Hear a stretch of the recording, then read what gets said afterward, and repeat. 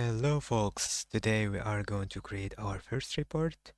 In order to do this, we need to perform our first search in Splunk.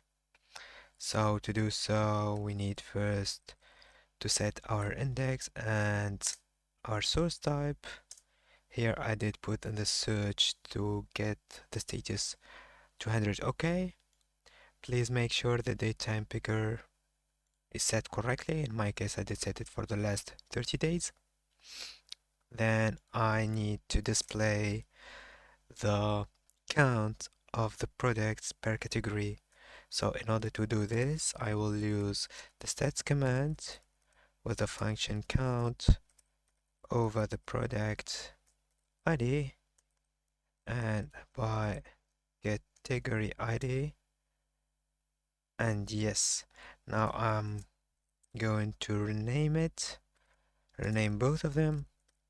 So first let's go here and copy it. Oh, not this. Okay.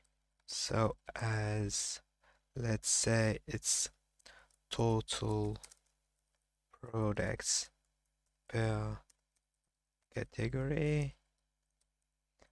And yeah, let's rename the category ID to be the category. So we have category ID per category. Let's run our search. Yeah, all good. So then let's save it as a report. Or first, okay, let's change our visualization. So here are the column charts.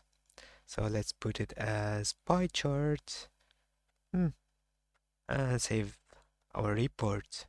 So here we would say it's total products per category. Products, yeah, this is optional. I will need the content to be pie chart. The time range included, yes. And let's view it. And here how our first report looks like. Thank you.